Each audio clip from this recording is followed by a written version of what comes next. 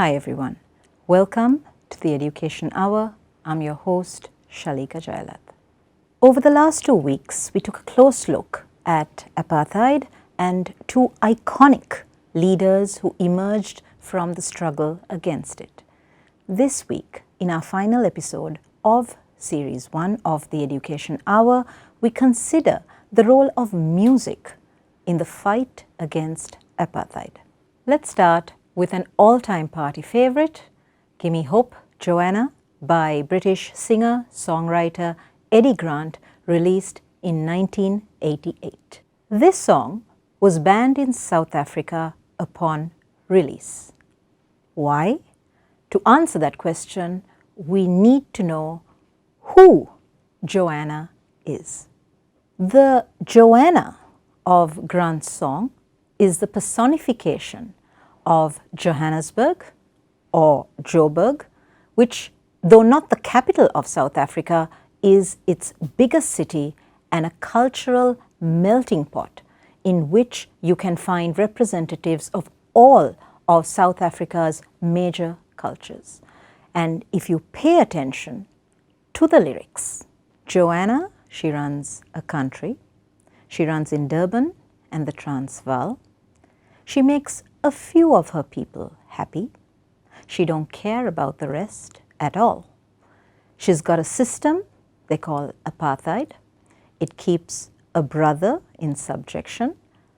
But maybe pressure can make Joanna see how everybody could live as one. Well, you understand that the song was targeted at the pro-apartheid South African government, and it is therefore not surprising that it should have been banned back in 1988 when Nelson Mandela was still in prison and the idea of a rainbow nation was still a dream.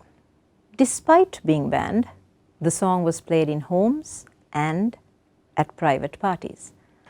After 1994, when apartheid officially ended, it became an unofficial national anthem and was played repeatedly on major radio stations.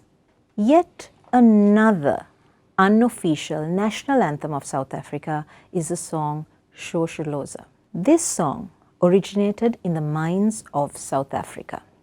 Mining has been the main driving force behind the development of South Africa's advanced and rich economy, but the miner's life is not an easy one.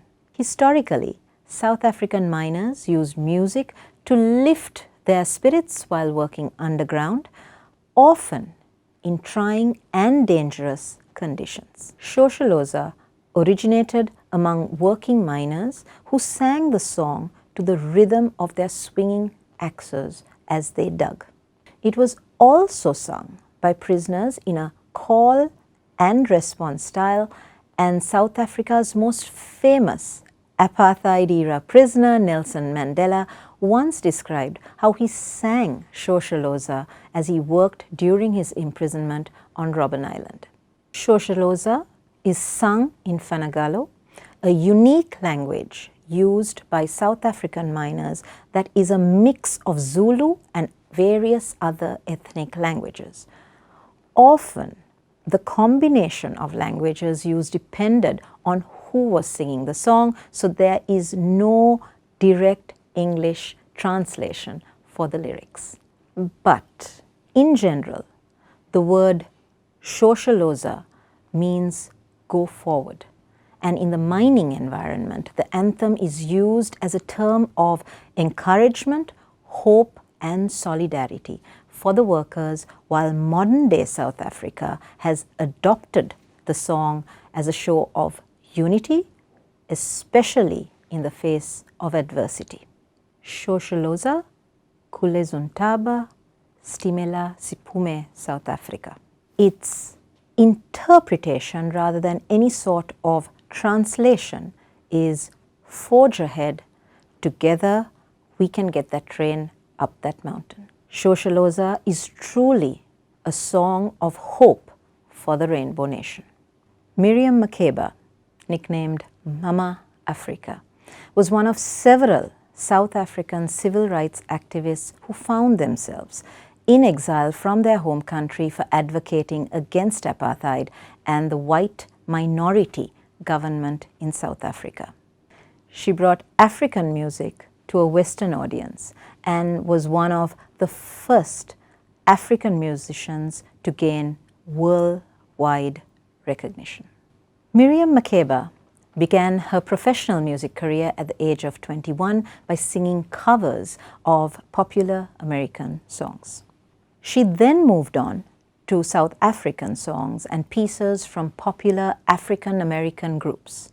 While performing with the Manhattan Brothers in 1955 at the age of 23, she met Nelson Mandela, then a young lawyer who felt that the girl he met was going to be someone. The next year, she released her first solo, Lovely Lies, which became the first South African record to chart on the US Billboard Top 100.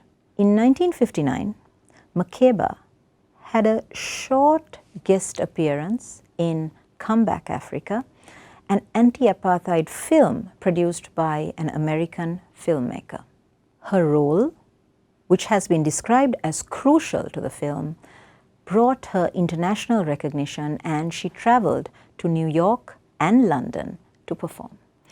In London, she met American singer Harry Belafonte, known for his famous Banana Boat song, who became her mentor and helped her with her early solo recordings. These included Pata Pata, one of her most famous songs, although Makeba herself described it as one of her most insignificant songs. Soon after the Sharpeville massacre in 1960, Makeba learnt that her mother had passed away and tried to return home for the funeral, only to find that her South African passport had been cancelled. Makeba said, "I always wanted to leave home. I never knew they were going to stop me from coming back. Maybe if I knew, I never would have left.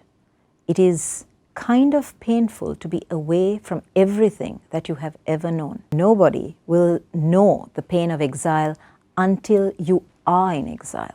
No matter where you go, there are times when people show you kindness and love, and there are times when they make you know that you are with them, but not one of them. That's when it hurts." Makeba made popular several songs which were critical of apartheid and became a symbol of opposition to the system. Even songs such as Malaika, which did not refer to apartheid, perhaps as a result of being sung in Swahili, carried a certain nostalgia which reminded Makeba's audience that she was in exile. Her music had a cross-racial appeal in the US. White Americans were attracted to her image as an exotic African performer, and Black Americans related their own experiences of racial segregation to Makeba's struggle against apartheid. However, due to her activism while in exile, her music was banned in South Africa. In total, Makeba spent 31 years in exile after speaking out against apartheid. One of her songs demanded the release of Nelson Mandela. She returned home in 1990 on a French passport. Makeba died after a concert in Italy at the age of 76. Paying tribute to her, President Nelson Mandela said, "Her music inspired a powerful sense of hope in all of us. Despite her tremendous sacrifice and the pain she felt to leave behind her beloved family and her country when she went into exile, she continued to make us proud as she used her worldwide fame to focus attention on the abomination of apartheid." It was fitting that her last moments were spent on a stage, enriching the hearts and lives of others, and again in support of a good cause. In 1976, the apartheid government of South Africa decided to implement the use of Afrikaans as the medium of instruction in all schools instead of English. In response, high school students began a series of protests on the morning of 16th June that came to be known as the Soweto Uprising.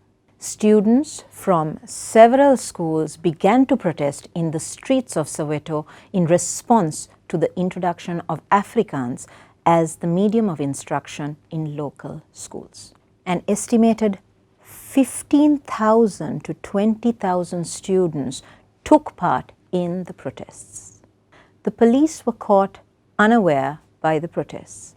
The number of people who died is usually given as 176, with estimates of up to 700, with several hundred more injured.